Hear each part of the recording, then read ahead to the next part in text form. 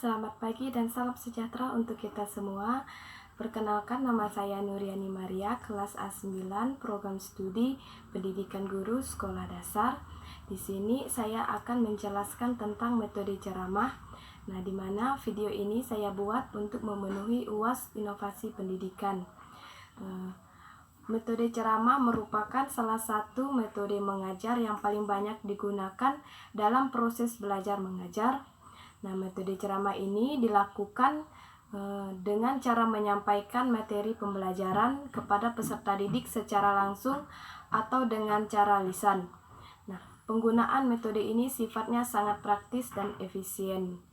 Metode ceramah ini digunakan sebagai alat komunikasi guru dalam menyampaikan materi pembelajaran kepada siswa di dalam kelas. Di sini metode ceramah memiliki langkah-langkah dalam metode pembelajaran. Nah, ada 3 langkah yang harus dilakukan. Yang pertama, tahap persiapan. Nah, pada tahap ini yang harus dilakukan adalah merumuskan tujuan yang ingin dicapai, menentukan pokok-pokok materi yang akan diceramahkan, mempersiapkan alat bantu. Yang kedua yaitu tahap pelaksanaan. Pada tahap pelaksanaan ini, yang pertama adalah tahap langkah pembukaan. Langkah pembukaan dalam metode ceramah merupakan langkah yang menentukan keberhasilan pelaksanaan ceramah sangat ditentukan oleh langkah ini. Nah, yang kedua, langkah penyajian. Tahap penyajian adalah tahap penyampaian materi pembelajaran dengan cara bertutur. Nah, agar ceramah berkualitas sebagai metode pembelajaran. Yang ketiga, langkah mengakhiri atau menutup ceramah. Nah, ceramah harus ditutup dengan ringkasan pokok-pokok materi agar materi pembelajaran yang sudah dipahami dan dikuasai siswa tidak terbang kembali.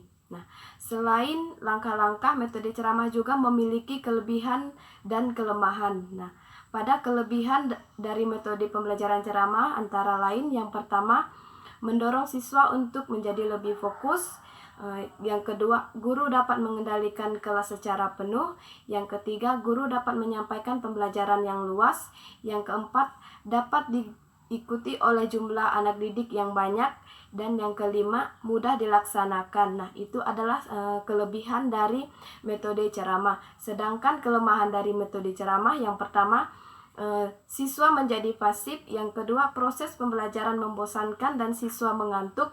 Yang ketiga, terdapat unsur paksaan untuk mendengarkan. Yang keempat, siswa dengan gaya belajar visual akan bosan dan tidak dapat menerima informasi atau pengetahuan. Pada anak dengan gaya belajar auditori, hal ini mungkin cukup menarik. Yang kelima, evaluasi proses belajar sulit dikontrol karena tidak ada poin pencapaian yang jelas. Dan yang keenam, proses pembelajaran menjadi verbalisme atau berfokus kepada pengertian kata-kata saja.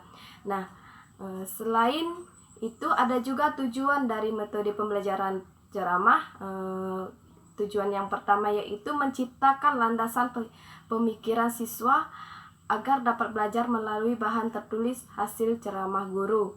Yang kedua, menyajikan garis-garis besar isi pelajaran dan permasalahan penting yang terdapat dalam isi pelajaran. Yang ketiga, merangsang siswa untuk belajar mandiri dan menumbuhkan rasa ingin tahu melalui penggayaan belajar. Yang keempat, memperkenalkan hal-hal baru dan memberikan penjelasan secara gamblang teori dan memprakteknya.